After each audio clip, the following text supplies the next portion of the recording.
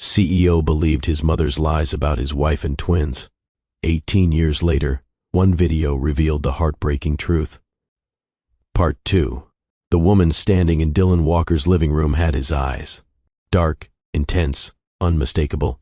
But everything else about her was a stranger. She stood there, trembling with barely controlled rage, holding a folder of documents like a weapon. "I'm your daughter," she said. Her voice was steady, surgical. "Your first daughter, the one you never knew existed." Dylan stared at her, his face draining of color. "I don't understand." "Of course you don't." The woman laughed, bitter and broken. "Let me clarify. My name is Sophie Torres. I'm 32 years old. My mother was Elena Torres. Perhaps you remember her. That summer when you were 17? The girl who taught you what love felt like." The name hit Dylan like a physical blow. Elena. God, Elena. She pulled photographs from the folder, throwing them onto the coffee table. A young woman with dark hair and Dylan's same eyes, visibly pregnant. Bank statements showing a $3 million transfer from Karen Walker. Legal documents with signatures and dates that told a story Dylan never knew existed. "Your mother paid mine to disappear," Sophie said, her voice cracking. "Told her that if she really loved you, she'd let you have the future you deserved. And my mother, she was 16 and terrified, so she took the money and vanished. She spent the next 32 years raising me alone, watching you on television, in magazines, building hotels, and attending galas while we lived in a 2-bedroom apartment, wondering what our lives could have been." Dylan's twin sons, Aiden and Adrian, stood frozen. Their mother, Diane, sat perfectly still, watching this new daughter reveal herself like a grenade with the pin already pulled. "And now," Sophie continued, tears streaming down her face, "now you're dying. 6 months left," the news said. "So, I came here to tell you that you stole everything from me. Every birthday, every graduation, every moment I needed a father. You weren't there, and now you want to die and take my only chance at having one with you." The room held its breath. This is where our story begins. Not at the beginning, but at the moment when the past finally catches up. When secrets that were buried for 3 decades claw their way to the surface. When a dying man discovers that his mother's lies didn't just destroy one family, they destroyed 2. Have you ever discovered a secret so devastating it rewrote your entire past? Have you ever had to face the consequences of someone else's cruelty decades after they're gone? What would you do if you found out your parent had another child, a whole other life that they never told you about? Before we dive deep into this story, I need you to do something for me. Hit that subscribe button right now and turn on all notifications, because part 2 is going to take you on an emotional journey you will not want to miss. This isn't just a story. This is a lesson about forgiveness, about the price of lies, about families that break and the ones that choose to rebuild. Drop a comment right now and tell me where you're watching from. Or just say, "I'm with you, Mr. Hearthline," because you're going to need to be fully present for this journey. Let me take you back to where this chapter really starts. 5 years after the viral video that exposed Dylan Walker's betrayal. 5 years after his twin sons stood on a stage and told the world that their billionaire father had abandoned their pregnant mother based on lies. 5 years of careful, painful reconciliation. But some wounds, no matter how much time passes, never fully close. They just wait for the right moment to reopen. It started beautifully, deceptively so, like the calm before a hurricane that you mistake for peace. It was Thanksgiving morning at Haven, the flagship restaurant of Diane Morris's culinary empire. The kitchen was already warm, filled with the scent of herbs and butter and pie crust. Diane stood at the marble island, her hands dusted with flour, rolling dough, with the same meticulous precision she applied to everything in her life. The back door opened quietly. Dylan Walker stepped inside, carrying a bottle of wine and the careful hope of a man who knew he was always one wrong word away from losing everything again. "You're early," Diane said without looking up. Traffic was lighter than I expected. He set the wine on the counter, Sauternes, her favorite from when they were young and foolish, and believed that love could conquer the cruelty of the world. Diane's hands stilled on the dough. She looked at the bottle, and something flickered across her face. Surprise, perhaps, or the ghost of a happiness she'd buried years ago. "You remembered," she said softly. "I never forgot anything about you, Diane." The words hung between them like smoke, beautiful and suffocating. She returned to her dough, but her movements had changed. Self-conscious now, aware of him in a way she didn't want to be. "There's coffee. You know where the cups are." He did, not because she'd told him, but because this kitchen, though renovated and expanded, held the same logic as the tiny apartment kitchen where they'd first cooked together 23 years ago. Sugar to the left of the stove, cups above the coffee maker, cinnamon in the small drawer, not the spice rack.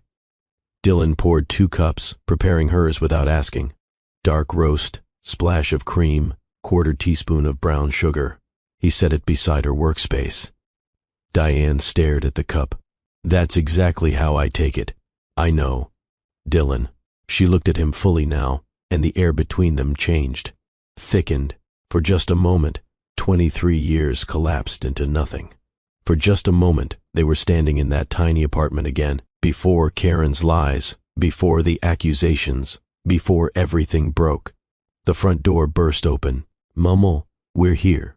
Lucia swept in first, tall and graceful, followed by her twin brother Aiden.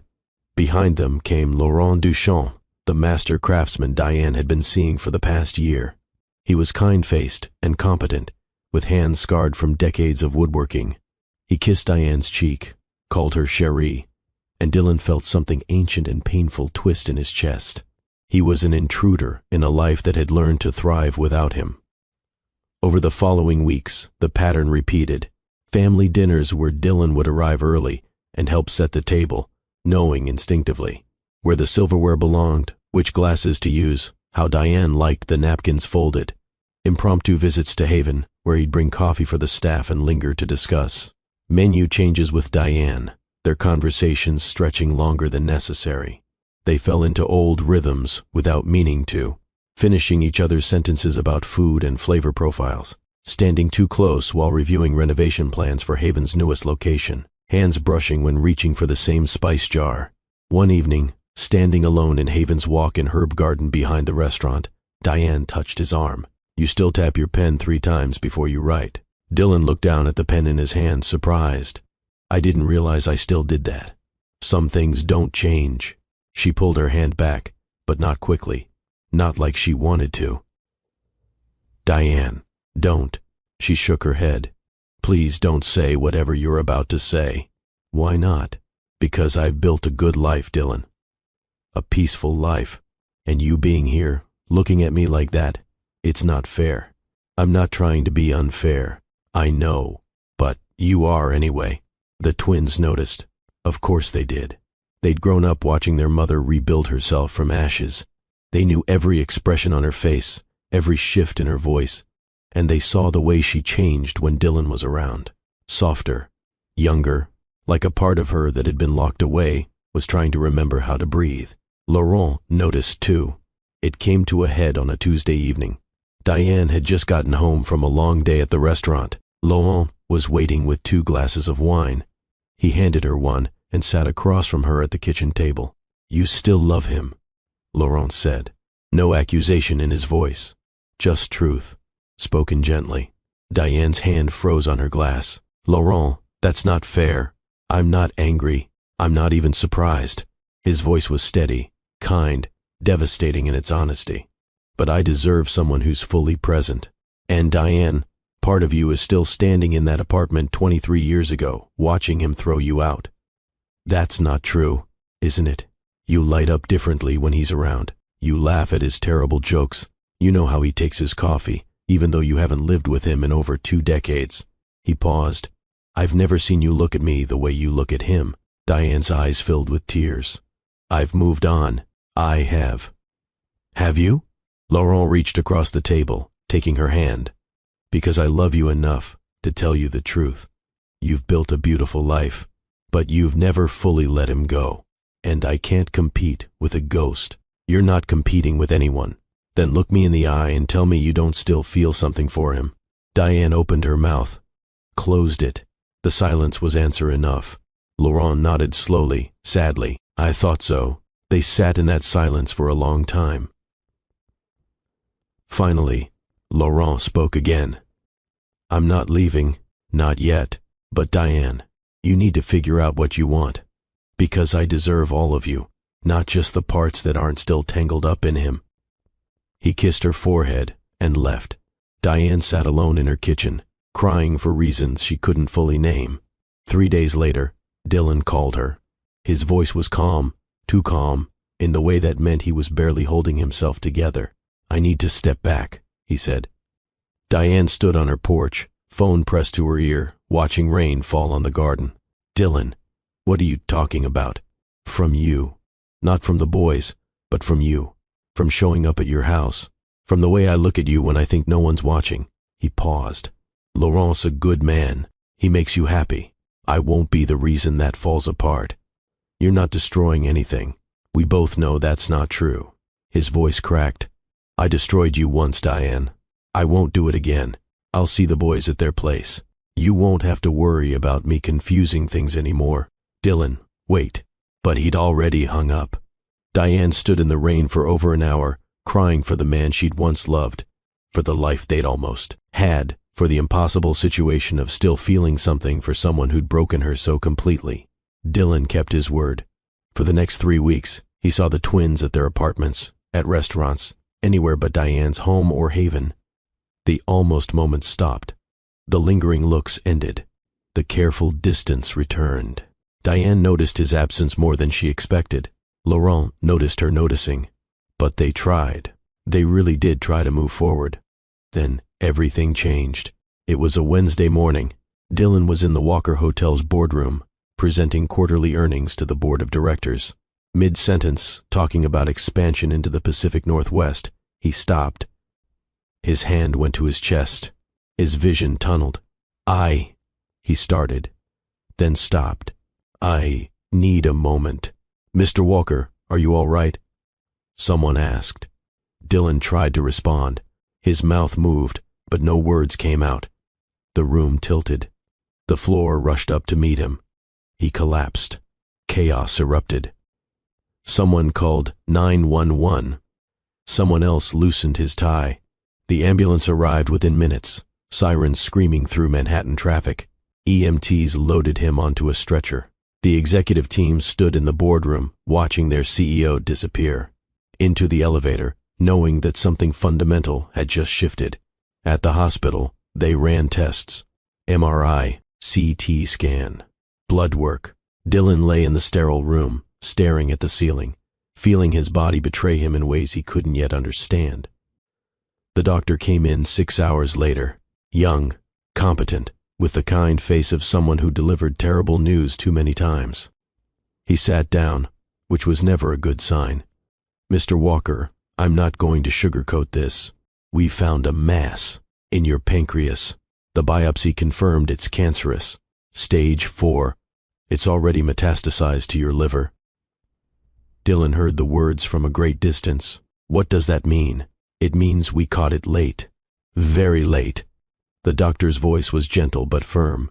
"With aggressive treatment, chemotherapy, radiation, we might be able to extend your time. But we're talking months, not years. 6 to 8 months, possibly less." 6 months. Dylan repeated the words, trying to make them real. "I have 6 months. I'm very sorry." After the doctor left, Dylan sat alone in the hospital room. His phone buzzed with messages from the board, from his assistant, from business associates. He ignored them all. Instead, he stared out the window at the Manhattan skyline, watching the sun set over the city he'd spent his entire life conquering, and thought about all the time he'd wasted, all the years he'd spent building hotels instead of relationships, all the moments he'd missed with his sons because he'd believed his mother's lies. He thought about Diane, about the way she'd looked at him in that kitchen, like maybe, just maybe, there was still something worth saving. And now he had 6 months to figure out what legacy he'd leave behind. 6 months to try to fix 18 years of mistakes.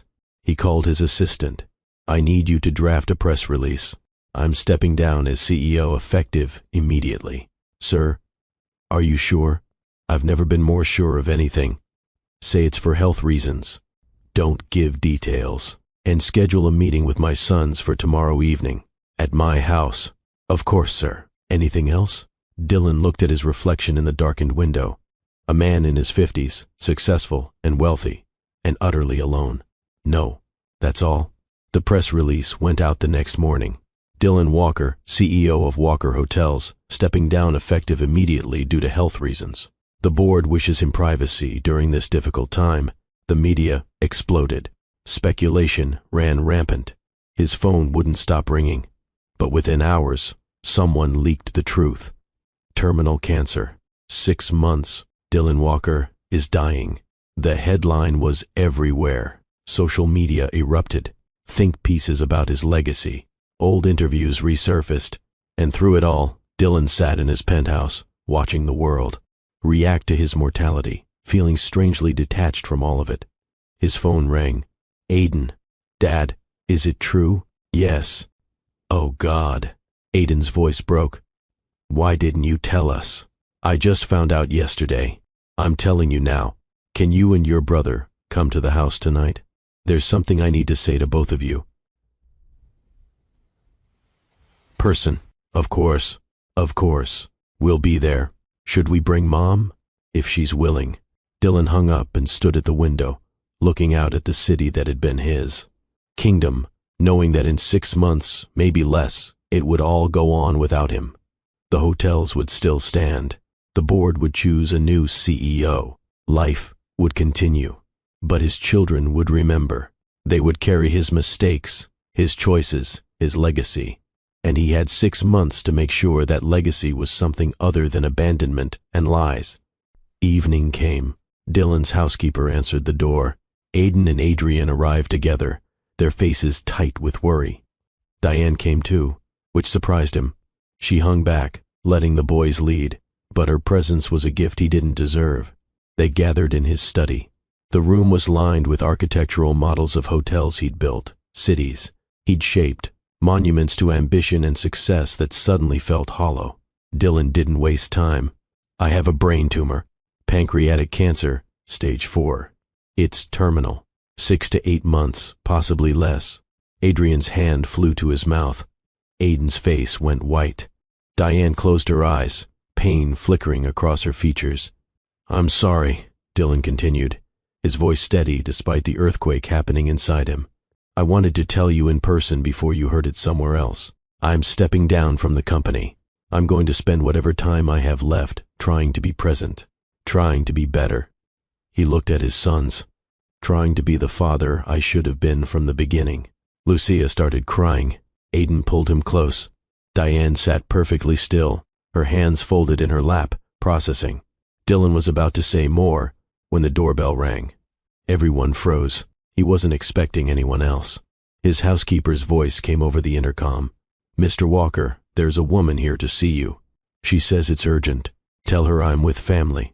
Sir, she says her name is Sophie Torres. She says she's your daughter. The room went silent. Not the silence of peace, but the silence before an explosion. Dylan's heart stopped. His sons looked at each other, confused. Diane's eyes snapped open. What, Aiden said slowly, is she talking about?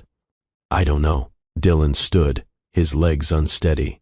I don't know anyone named Sophie Torres. Shall I send her away, sir? No. Dylan's voice was barely a whisper. No. Send her in. The moments before Sophie walked in felt like hours. Dylan's mind raced. A daughter? Impossible. He'd only ever been with 2 women. Elena, that summer when he was 17, before she disappeared without explanation. Diane, there was no one else. But Elena. God, what if Elena had been pregnant? What if his mother had done to her what she'd done to Diane? The door opened. A woman in her early 30s walked in. She was elegant, put together. But there was something raw beneath the surface. Something barely controlled. She had dark hair pulled back, sharp cheekbones, and when she looked at Dylan, he saw his own eyes staring back at him. Hello, Father, she said. Her voice was calm, surgical, each word precisely chosen. Dylan stared at her, his world tilting. I'm sorry, I don't understand. Of course you don't. You never knew I existed. Sophie's smile was bitter. Let me clarify. My name is Sophie Torres. I'm 32 years old. My mother was Elena Torres. Perhaps you remember her? The summer you turned 17? The girl from the quarter who taught you about poetry and showed you what love felt like. The name hit Dylan like a bullet. Elena, that name, that summer, those memories he'd locked away for decades because the pain of her leaving had nearly destroyed him. Elena, who'd sent him a letter saying she'd found someone else. Elena, who'd vanished from his life like smoke. Your mother, Dylan whispered. Where is she?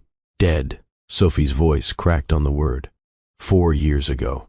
Cancer. She died in a county hospital with me holding her hand, saying your name. No. Dylan shook his head. No. Elena left me. She said she didn't love me anymore. She said that because your mother paid her $3 million to say it. Sophie pulled a folder from her bag, throwing it onto Dylan's desk. Papers scattered across the mahogany surface. Birth certificates, photographs, bank statements. Aiden picked up one of the photos. A young woman, barely more than a girl, visibly pregnant, standing in front of a small apartment building. She had Sophie's features. And Dylan's eyes. That's my mother, Sophie said. 6 months pregnant with me. Your mother, Karen Walker, found out and showed up at our apartment with a briefcase full of cash and a lawyer. Dylan sank into his chair. His sons stood frozen. Diane rose slowly, moving closer to see the documents. Sophie continued, her voice shaking but determined. Your mother told mine that if she truly loved you, she'd disappear, that a Beaumont heir couldn't have his future destroyed by a seamstress's daughter. She offered $3 million and a non-disclosure agreement. My mother was 16 years old and terrified, so she signed. She pulled out more documents. Contract. Karen Walker's signature. Bank transfer records showing $3 million moving from a Walker account to Elena Torres. My mother took that money because she thought she was protecting you, Sophie said, tears streaming now. She thought she was doing the right thing.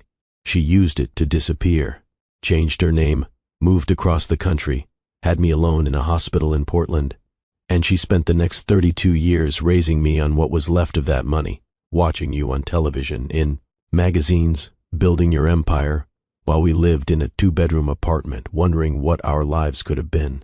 Adrian stepped forward. How do we know any of this is true? Sophie pulled out another document. DNA results. I had them run using a sample from your last hospital visit. We share 50% of our genetic markers. I'm his daughter, whether he knew about me or not. She looked at the twins. I'm your sister. Your older sister. I existed before either of you. I was the first child he lost to Karen Walker's lies. The room spun. Dylan couldn't breathe. Elena had been pregnant. They'd had a child together, a daughter, and his mother had paid Elena to disappear, just like she'd fabricated evidence to make him think Diane had cheated. The pattern was clear now, devastating in its completeness. Karen Walker had systematically destroyed every relationship Dylan had, every chance at happiness, every family he might have built. And now, decades later, the consequences were walking through his door with his eyes and 32 years of justified rage. Why now? Diane asked quietly. Why show up now, after all these years? Sophie turned to her.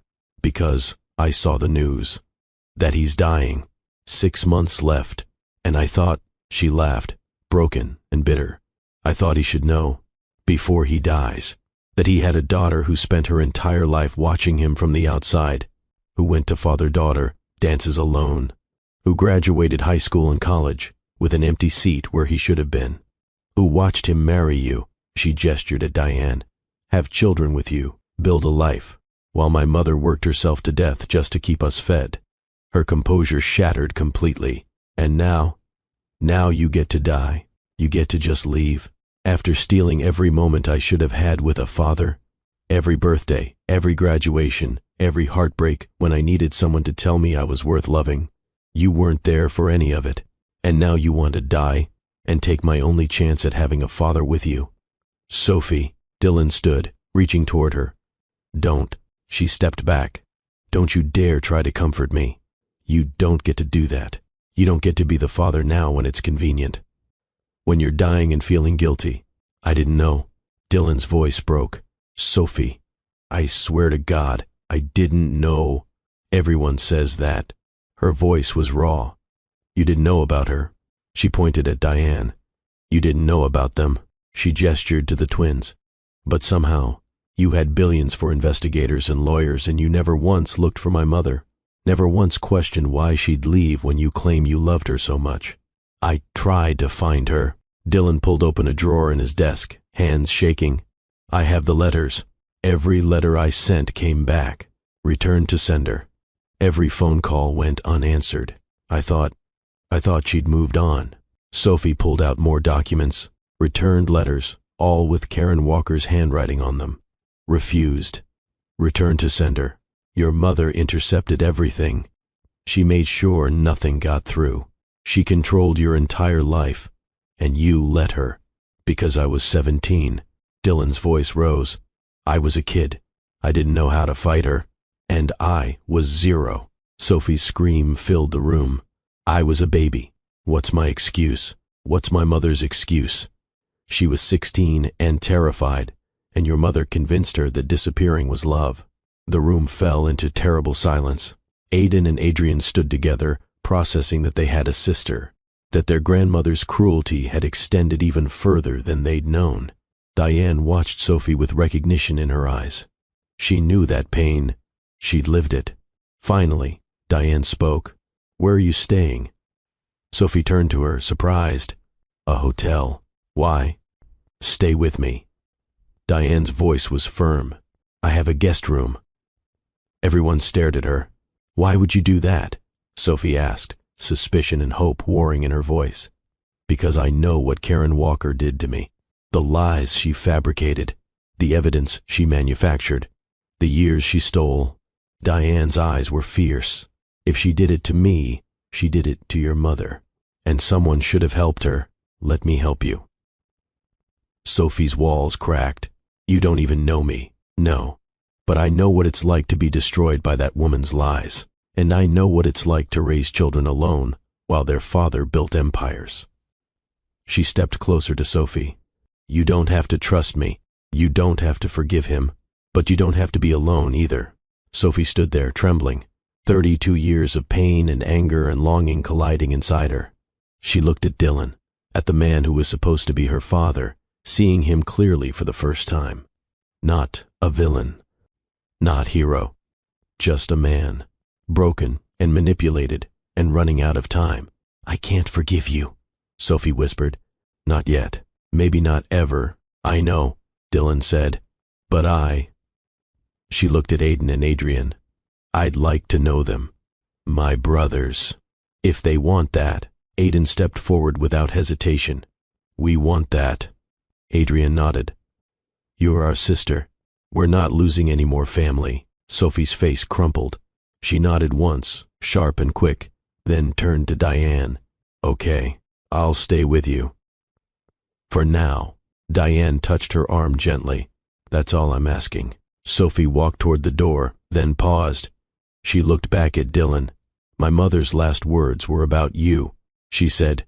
"Tell him I never stopped loving him. Tell him I'm sorry. Tell him Elena never forgot that summer." Dylan broke. Completely, utterly broke. He sank into his chair and sobbed like a man who'd just discovered that every choice he'd ever made was based on lies. Sophie left. Diane followed after a moment, guiding this new, broken daughter out into the night. Aiden and Adrienne stood with their father, watching him fall apart, not knowing how to fix something this shattered. Outside, Sophie sat in Diane's car and cried. Cried for her mother. Cried for the father she'd never known. Cried for 32 years of absence, and the 6 months that was all she'd ever get. And in that moment, the fragile peace that Dylan had built over 5 years with his twin sons cracked wide open.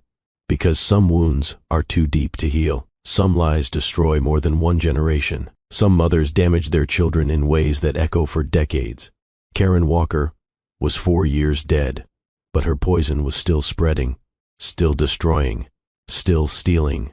And now, Dylan had 6 months to try to clean up a mess that had been building for over 3 decades. 6 months to be a father to a daughter who hated him. 6 months to keep his sons from being torn apart by rage and resentment. 6 months to figure out if redemption was even possible when you were dying. The clock was ticking. And time, Dylan was learning, was the one thing money couldn't buy. 2 weeks passed. 2 weeks of Sophie living in Diane's guest room, barely speaking, barely eating, moving through the space like a ghost, haunting a life she was never supposed to be part of. 2 weeks of Aiden and Adrian trying to bridge the gap between their dying father and the sister they'd just discovered. 2 weeks of Dylan's health visibly declining, his body betraying him in small, terrible ways. And then the board of Walker Hotels called an emergency meeting. Dylan was too weak to attend in person, so they held it via video conference. His face appeared on the screen in the boardroom, gaunt and pale, but his eyes were still sharp. The board members sat around the long table, their expressions carefully neutral. Richard Castellano, the chairman, a man in his 60s with silver hair and the predatory instincts of someone who'd spent 40 years in corporate warfare, cleared his throat. Dylan, we need to discuss succession planning. With your condition and your resignation as CEO, the company needs stability. We need a plan for the future. I understand, Dylan said. What are you proposing? Richard glanced at the other board members, then continued. We're proposing a merger. Walker Hotels and Haven Restaurants. Combined, we'd have an $8 billion hospitality empire. Your children, all 3 of them, would inherit equal shares. It would secure their futures and give the company the leadership transition it needs. Dylan was silent for a long moment. You want to merge my company with Diane's. It makes strategic sense. Haven has brand recognition, culinary excellence, and a reputation for innovation. Walker Hotels has global infrastructure and capital. Together, they'd be unstoppable. Have you discussed this with Diane? We thought it best to present it to the family first. Richard's smile was smooth. After all, your children are stakeholders in both companies' futures. The meeting adjourned. Dylan sat alone in his study, staring at the blank screen, feeling the weight of what they were really asking. They wanted to fold Diane's empire, the thing she'd built from nothing while raising his children alone, into the Walker legacy. They wanted to put his name on her success. He called Aiden. We need to talk. You, your brother, and Sophie. Tomorrow. My place. The next evening, all 3 of Dylan's children sat in his study. Sophie perched on the edge of a chair, still wary, still angry. Aiden and Adrian sat together on the couch, united as they'd always been. Dylan explained the board's proposal. A merger, equal shares for each of them, $8 billion between them. Aiden leaned forward, his business mind already working. Think about what we could do with those resources. We could fund culinary schools for underprivileged kids, create job training programs, build affordable housing, actually use that money to help people instead of just building more luxury hotels. Adrian's face tightened. That's Mom's company. She built Haven from nothing. We can't just absorb it into the Walker empire. I'm not saying absorb it. I'm saying expand it. Give her resources she never had access to. She never wanted those resources. She wanted independence from this family. From him. Adrian gestured toward Dylan. Maybe that was necessary then, but things are different now.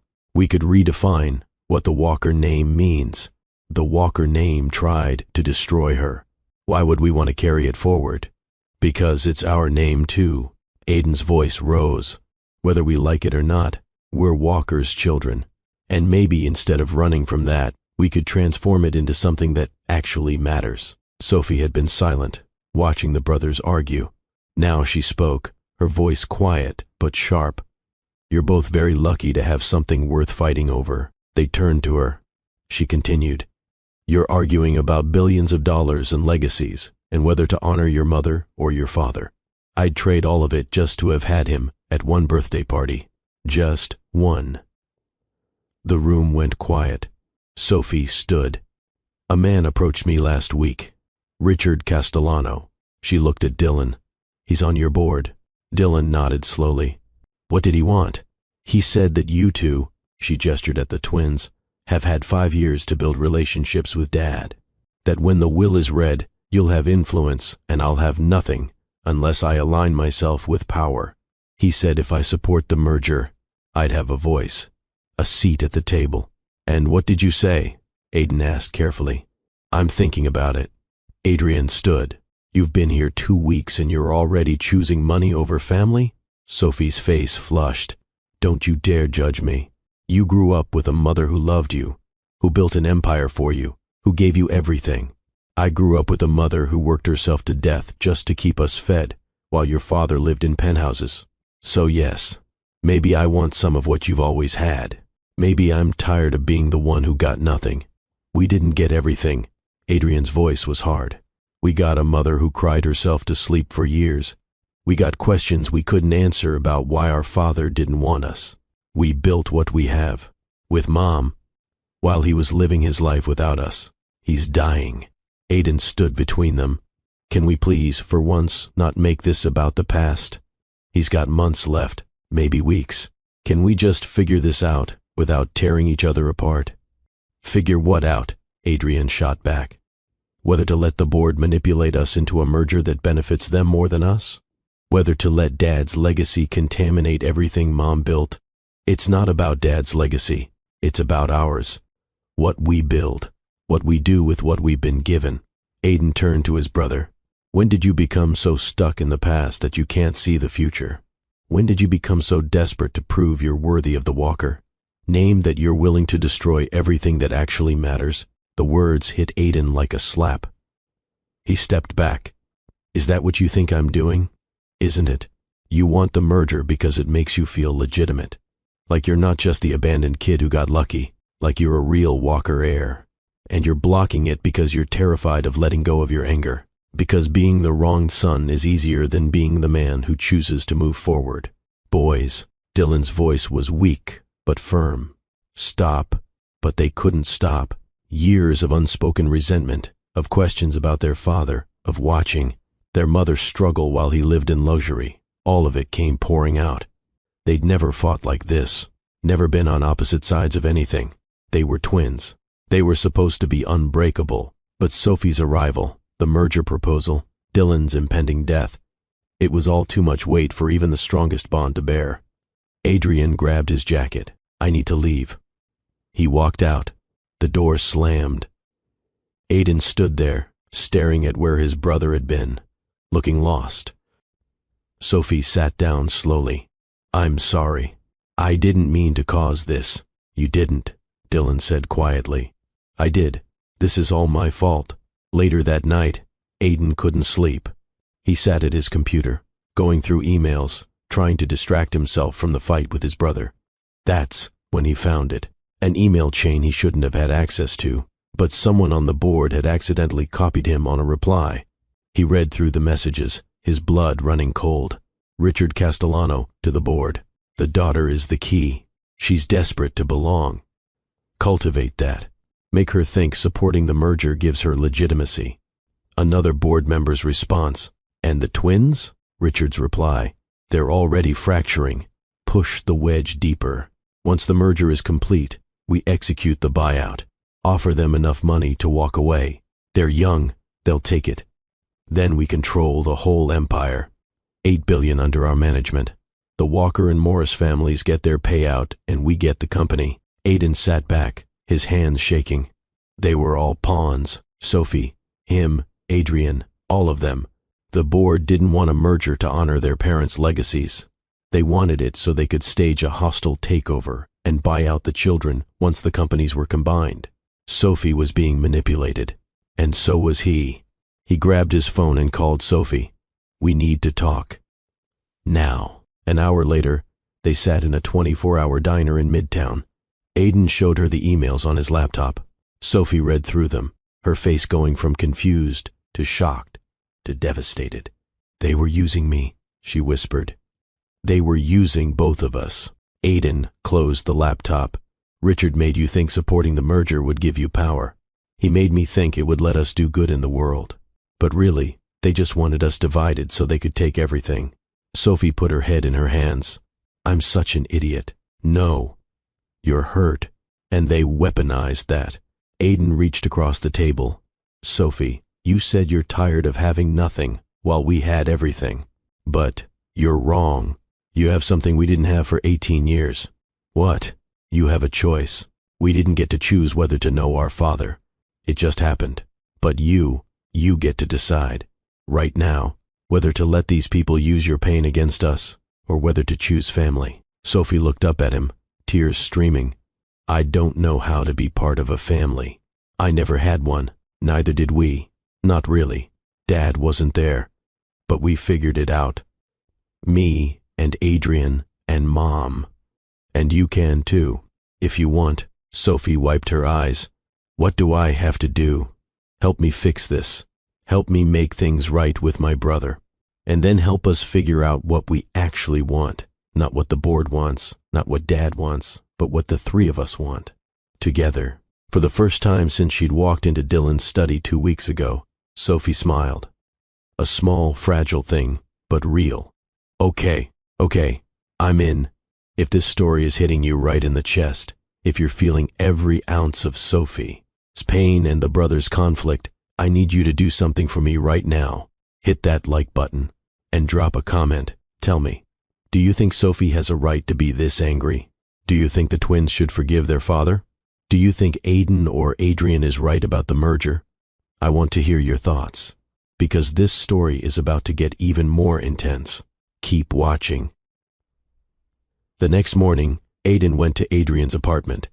His brother opened the door, still angry, still hurt. I'm sorry, Aiden said. Adrian blinked, surprised. What? You were right. About me wanting to prove I'm worthy of the Walker name. About me being desperate to be legitimate. You were right about all of it. Adrian stepped aside, letting him in. They sat on the couch where they'd spent countless nights as kids, talking about their absent father, trying to make sense of their fractured family. Aiden pulled out his laptop and showed Adrian the emails. His brother read through them, his expression darkening. They were playing us. All of us. Aiden closed the laptop. I wanted the merger because I thought it would make me matter, make me more than just the abandoned kid who got lucky, and I almost let them destroy us because of it. Adrian was quiet for a long moment. I wanted to block it because I was terrified of letting go, of being angry at Dad, of admitting that maybe he's not the only villain in this story, that maybe Karen was, and he was just another victim. We've both been stuck, Aiden said. You in the past, me in trying to escape it. What do? We do what we should have done from the beginning. We talk to Mom. We talk to Sophie. We figure out what we actually want. Not what the board wants, not what Dad wants, but us. Together. Adrian smiled, tired but genuine. When did you get so wise? When I almost lost my brother over money and pride.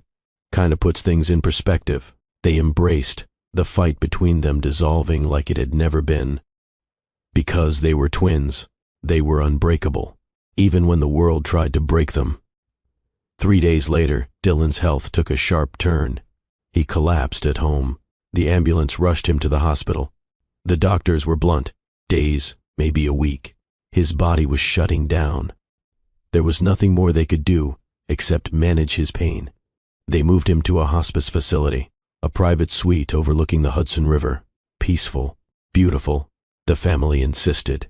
No sterile hospital rooms for his final days. Dylan lay in the bed, drifting in and out of consciousness. Morphine kept the pain at bay, but stole his lucidity.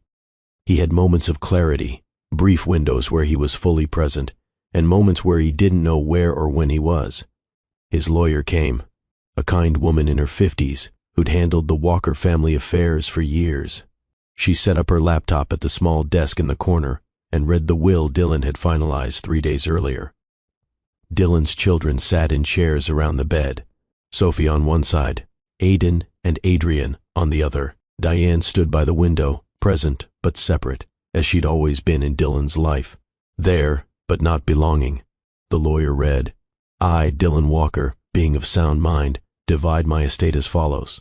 25% to Aiden Morris, 25% to Adrian Morris, 25% to Sophie Torres, 25% to the Elena Torres Foundation, to be established to support foster youth and single mothers. Sophie's breath caught. A foundation in her mother's name. The lawyer continued. Walker Hotels is to be dissolved. All assets liquidated. The proceeds divided as stated above. Haven Restaurants remains fully independent under Diane Morris's sole control. Diane closed her eyes, relief washing over her face. However, the lawyer looked up. Should my children all unanimously agree, and should Diane Morris consent, they may merge the liquidated Walker assets with Haven to create something new, but only if it's unanimous among all three children. Only if Diane consents, and only if it's built on love and vision, not obligation or greed. Dylan stirred in the bed, his eyes opened, barely focused, but present. The Walker name, he whispered, his voice like dry leaves, dies with me. Whatever you build, make it yours. Not mine, not your mother's, yours. Aiden leaned forward. Dad, you should rest. No.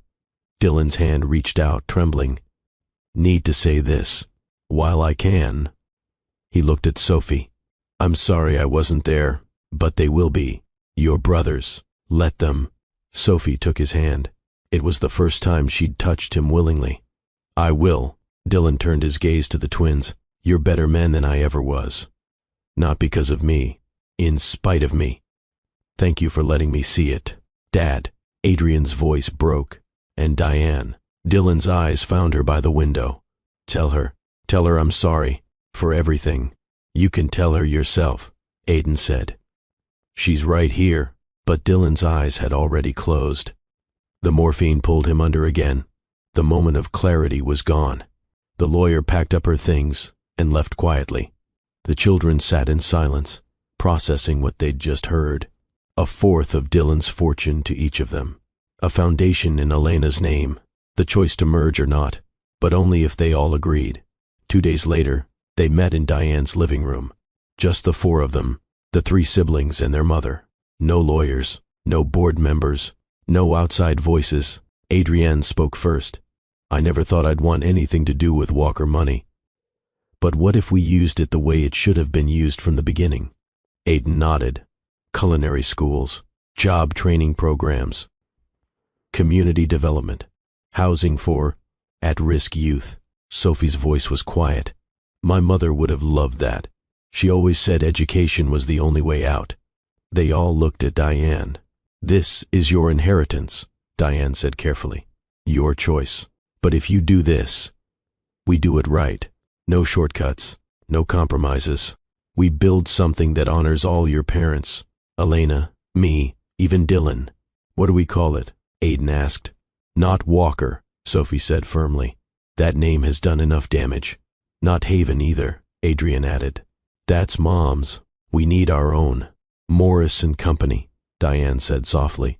You're all Morris, whether by birth or choice. That's the name that matters. The siblings looked at each other. A silent conversation passed between them. Then, one by one, they nodded. Unanimous. Dylan's decline accelerated. The hospice nurses prepared the family. Hours now, maybe a day. His breathing was shallow, labored. His body was giving up. Sophie went to him first. Late afternoon, golden light streaming through the windows. She sat beside his bed, watching him struggle for each breath. She'd been so angry for so long. 32 years of rage and resentment and grief. But sitting there, watching this man die, she felt it all draining away. What was the point of anger when the person you were angry at was already disappearing? Dylan's eyes opened, barely focused, but he saw her. Sophie, he whispered. I'm here. She leaned closer. You look just like her. Your mother. You have her eyes. People say I have yours. Hers were kinder. Dylan's smile was faint. I loved her. Need you to know. Wasn't just summer. Was everything. She loved you too. Until the very end. She never stopped. I would have fought for you. If I'd known, would have fought for you both. Sophie felt something crack inside her chest. I know. I'm starting to understand that. I'm sorry. Can't give you back those years. Sophie took his hand. First time she'd initiated touch. I forgive you. The words came out before she could stop them. I don't want to. I wanted to hate you forever, but I can't. Because hating you only hurt me. Dylan's face crumpled. Tears ran down into his temples. Thank you. Sophie leaned down, kissed his forehead. Goodbye, Dad. First and last time she called him that. Dylan's eyes closed, a small, peaceful smile on his lips. Evening came. Aiden and Adrian went in together. They sat on either side of the bed, each taking one of their father's hands. Dylan was weaker now, each breath a visible struggle.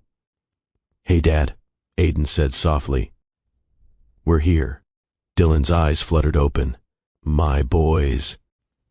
We made a decision about the merger. We're doing it. Together? Dylan's voice was barely audible. Together, all three of us. Adrian squeezed his hand. Sophie, me, and Aiden. Good. That's good. We're calling it Morris and Company. Not Walker. Not Haven. Something new. Something ours. Aiden's voice was thick with emotion. Mom's helping us build it. Dylan's eyes closed in relief. So proud of you. Both of you. Better than I ever was. You gave us a chance to know you, Adrian said. That's more than we thought we'd have. Thank you for coming back, Aiden added. Even if it was late. Thank you. Tell your mother. Dylan's words were slurring now. Tell her I'm sorry for everything.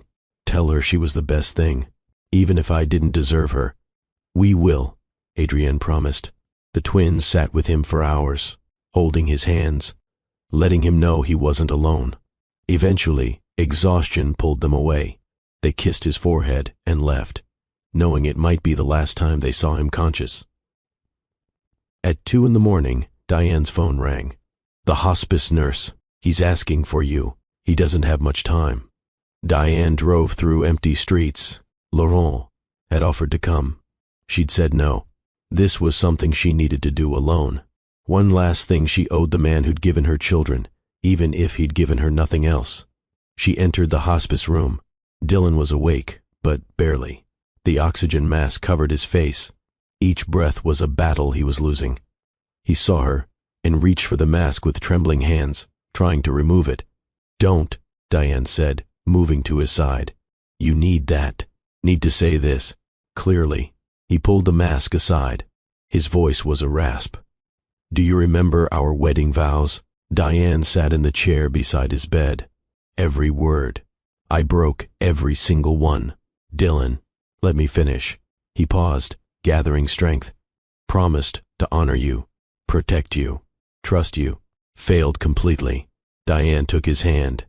It was cold, fragile, nothing like the strong hands that had once held her. But you, Dylan continued, you kept yours, loved those boys unconditionally, built something beautiful, became everything I should have been. Stop. You're being too hard on yourself. No. Being honest. For first time in 18 years. He reached beneath his pillow with shaking hands and pulled out something small. A dried wildflower, pressed and preserved, fragile as tissue paper. From the night we met. You wore them in your hair. Diane took the flower, her hands trembling. You kept this? All these years? Always. Because that night, met the woman who could have saved me. If I'd been strong enough to let her. Silence filled the room. Just the sound of his labored breathing and the quiet hum of medical equipment. Can I tell you something? Diane asked. Dylan nodded. I used to imagine what it would be like if you came back, if you knocked on my door and said it was all a mistake. I played that fantasy 1,000 times. And I realized I didn't need you to come back to be whole. I became whole on my own, and that's the greatest gift you accidentally gave me. Dylan's smile was sad. Accidentally, but I'm glad you got to meet them, our sons. I'm glad you saw what we created together. They're magnificent. They are. Diane paused. And Dylan, I'm happy now. Really happy. Laurent asked me to marry him last week. I said yes. Good. Dylan's voice was fading. You deserve that. Deserve everything. His breathing became more labored. Outside the window, Rain began to fall. Soft at first, then harder, like the night they'd met at that charity gala 23 years ago. Like the summer Dylan had fallen in love with Elena. The rain that seemed to mark every significant moment in his life. Diane, I'm scared. Of what? Being forgotten. Life, meaning nothing. Diane leaned closer, her voice gentle. You won't be forgotten. 3 people exist because of you, and they're going to do extraordinary things. That's your legacy. Thank you. For them, for everything. Rest now. It's okay to let go. Will you stay? I'm not going anywhere. Dylan's eyes closed. His breathing slowed. The rain fell harder. Diane held his hand and began to hum, softly, the same song she used to hum when she cooked, a Billie Holiday tune about love and loss and the bittersweet nature of memory. Dylan's eyes fluttered open, one last time. Elena, he whispered. Diane didn't correct him, just kept humming. Kept my promise, Dylan breathed. Remembered, one final shuddering breath. Then, stillness. The rain drummed against the windows. The machines beeped once, twice, then went silent. Dylan Walker, age 54, billionaire, father, destroyer of lives and builder of empires, was gone. Diane sat in the silence, tears streaming down her face. She placed the wildflower on his chest, leaned down, kissed his forehead. Goodbye, Dylan Walker. I loved you once, and that will always matter. She stood, walked to the window. The rain fell in sheets now, cleansing, releasing. She took a deep breath and walked out. Into the hallway, into the rest of her life. A life that would continue without him, as it always had, as it always should have. She called the children from the parking lot, rain soaking through her coat. He's gone, peacefully. He wasn't alone. Aiden's voice broke on the other end. We're on our way. An hour later, all 3 of Dylan's children stood around his body. Still now, peaceful, finally free from the weight of his mistakes. They didn't speak for a long time, just stood there, processing the strange grief of losing a father they barely knew. Sophie broke first, sobbing into her hands. All the anger, all the resentment, dissolving into pure sadness for what could have been and never was. Aiden put his arm around her. Adrian placed his hand on Dylan's chest. We're okay, Dad, Aiden said quietly. You can rest now. We've got each other, Adrian added. Sophie looked at Dylan's face through her tears. And we've got you. Finally, even if it's just this. Diane stood in the doorway, watching her children mourn. They were together, united, and somehow that was enough. If you're crying right now, you're not alone. This story is about more than one man's mistakes. It's about forgiveness, about family, about the legacies we leave behind. Take a moment and hit that subscribe button if you haven't already. Comment below and tell me, have you ever had to forgive someone who hurt you deeply? I read every single comment. Let's keep going, because the ending is going to leave you breathless.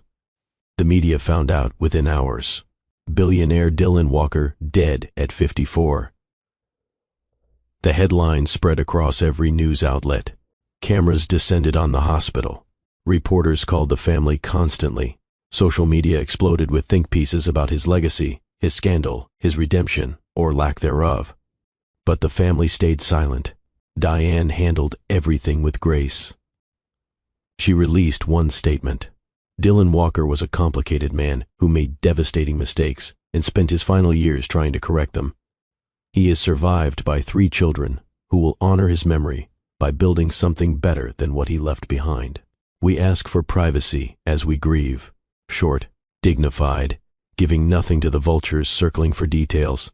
The funeral was 1 week later, a private ceremony, small, intimate. The location was significant. The lake upstate where Dylan had spent that summer with Elena, the place where he'd first understood what love felt like. Full circle.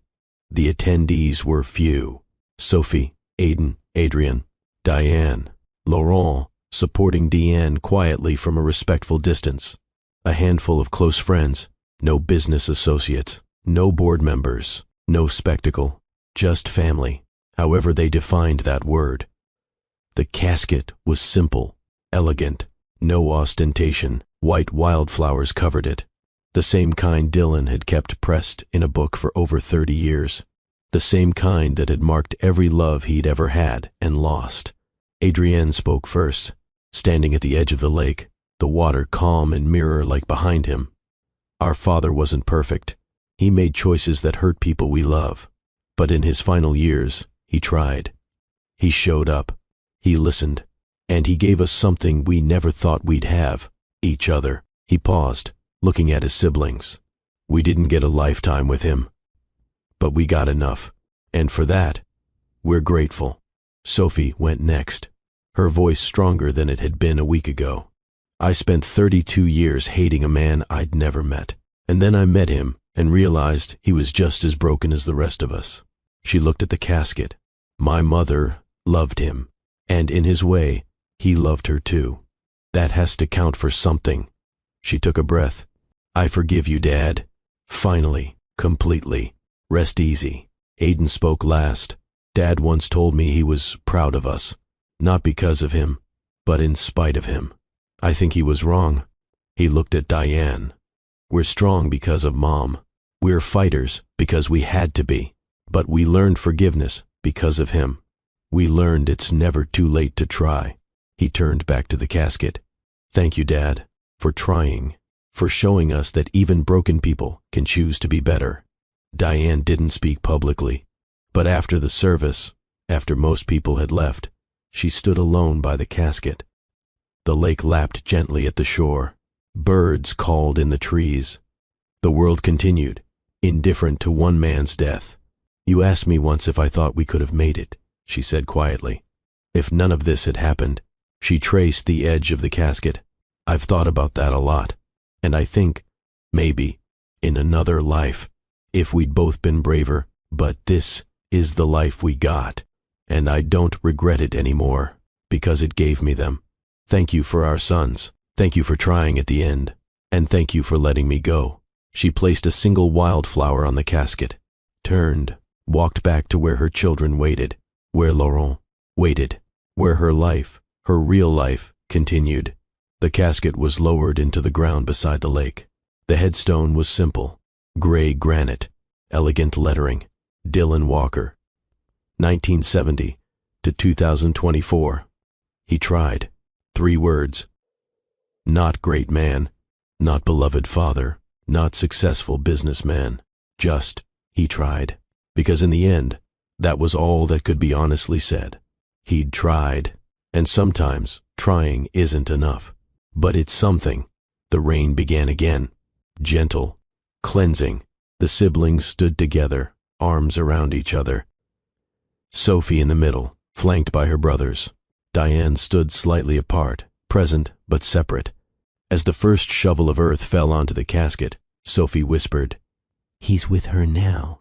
With my mom. Aiden looked at her. You think so? Sophie smiled through her tears. I hope so. They deserved that summer to last forever. 6 months later, Morris & Company officially launched. The gala was held in Portland, at Haven's original location, the restaurant Diane had built from nothing. The space had been transformed, elegant but warm, filled with people who'd been helped by the new company's initiatives. Culinary students on scholarship, youth from job training programs, single mothers who'd received housing assistance from the Elena Torres Foundation. The company's mission was clear. Use the combined resources of Walker Hotel's liquidated assets and Haven's infrastructure to create opportunity, culinary education, job training, community development, sustainable hospitality that actually served communities instead of just extracting profit from them. Sophie ran the Elena Torres Foundation. She'd found her calling in helping kids who'd grown up like she had. Foster youth, children of single mothers, kids who needed someone to believe they were worth investing in. Aiden managed operations for Morris & Company. His business acumen combined with his genuine desire to help people made him the perfect bridge between profit and purpose. Adrian led culinary innovation, creating programs that trained young chefs while preserving culinary traditions and supporting local food systems. And Diane Diane was chief creative officer, still the heart and soul of everything, still the woman who'd proven that you could build an empire from ashes and do it with integrity. At the gala, a reporter approached Sophie. "Do you wish your father had been here to see this?" Sophie paused. Thoughtful, genuine. "He is here, in every choice we make to do better than he did. That's the legacy that matters." The camera panned away. The gala continued. Music and laughter and the sound of people building something good from the wreckage of something broken. Outside, the Portland rain fell softly. Always the rain. Marking moments, washing things clean. 1 year after Dylan's death, Diane drove upstate to the lake. Early morning, the sunrise painted the water gold and pink. She walked to the grave alone. Comfortable clothes, jeans, and a sweater. Her hair loose, no makeup, just herself. Finally, fully herself. She knelt, placed fresh wildflowers on the headstone, white and purple and yellow. A whole bouquet this time, not just one. "The kids are thriving," she said softly. "You'd be so proud." Sophie's engaged to a teacher she met through the foundation. Aiden's talking about running for city council. Adrian just won another James Beard Award. "I wanted you to know. I'm happy, really happy. Laurent and I got married last month. Small ceremony. Just us and the kids, and close friends. Nothing fancy, but it was perfect." She traced the inscription on the headstone. "He tried. You asked me if I thought we could have made it. I finally have my answer." She paused. "No, we couldn't have. Because I needed to break to become who I am, and you needed to lose me to understand what love actually means. But I don't regret loving you. I don't regret our sons. I don't regret any of it. So thank you. For the good parts. The hard parts. For giving me a story worth surviving." She stood, looked out at the lake. The sun was fully up now. Golden, beautiful. A new day, a new beginning. A new chapter that didn't include him except as memory, as lesson, as the catalyst that had forced her to become extraordinary. "Rest well, Dylan Walker. Your story is over." She smiled. "Mine is just beginning." She walked back to her car, strong, whole. The camera lingered on the grave, then pulled back, wider, showing the lake. The sunrise, the wildflowers swaying in the morning breeze, the world continuing, life persisting, beauty emerging from pain. Soft piano music played, not sad, not happy, just peaceful. Acceptance, resolution. The understanding that some stories don't have neat endings, they just have the grace of letting go. Fade to black. Text appeared on screen, white letters against darkness. Dylan Walker left behind $4.2 billion, 3 children, and countless regrets. His children took that inheritance and built Morris & Company, a global hospitality and social enterprise that provides culinary education, job training, and housing support for at-risk youth and families. To date, they've helped over 50,000 young people build better futures. Sophie Torres Walker runs the Elena Foundation, named after her mother, supporting single mothers and foster children. Aiden and Adrian Morris continue to expand their mother's vision across the world. Diane Morris Beaumont married Laurent in 2025. She remains Chief Creative Officer of Morris & Company and mentors young chefs and entrepreneurs globally. Dylan Walker's grave is visited regularly by his children, who gave him what he never gave them: presence, forgiveness, peace. Some mistakes can't be fixed, but they can be learned from, and that, perhaps, is redemption enough. The screen faded to black again. Then, one final message appeared. If this story moved you, if it made you think about your own life, your own family, your own capacity for forgiveness, I need you to understand something. This isn't just entertainment. This is truth wrapped in story. These are the lessons we all need to learn before it's too late. Dylan Walker spent 18 years living with a lie. His children spent 18 years living without a father. And in the end, they got 5 years together. 5 years out of a lifetime. Was it enough? No, but it was something, and something is infinitely better than nothing. So let me ask you, who in your life are you holding on to anger toward? Who have you not forgiven? What relationship are you letting pride destroy? What time are you wasting that you can never get back? Because here's the truth that this story teaches. Time is the one thing money can't buy. Forgiveness is the one gift that frees the giver more than the receiver. And family, real family, is built through choice and presence and showing up, even when it's hard.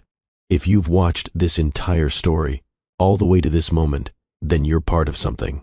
You're part of the Mr. Hearthline community. People who believe that stories have power, that narratives can change us, that we can learn from other people's mistakes so we don't have to make all of them ourselves.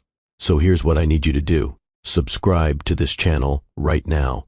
Hit that notification bell, because I'm going to keep bringing you stories like this. Stories that break your heart and put it back together. Stories that make you think and feel and maybe, just maybe, choose differently in your own life. Hit that like button if this story affected you, and share it. Share it with someone who needs to hear about forgiveness, about second chances, about the cost of pride, and the freedom of letting go. And comment below. Tell me where you're watching from. Tell me your story. Tell me who you need to forgive, or what lesson you're taking from Dylan's life. Or just say, I'm with you, Mr. Hearthline, because we're building something here. A community of people who believe in the power of story to transform lives. Thank you for being here. Thank you for listening. Thank you for letting me share this story with you. Dylan Walker's story is over, but yours isn't. You still have time to make different choices, to build different legacies, to be present for the people who matter. Don't wait until you have 6 months left to start trying. Start now. Today, this moment. I'm Mr. Hearthline, and I'll see you in the next story. Until then, remember, some mistakes can't be fixed, but they can be learned from, and that might just be enough.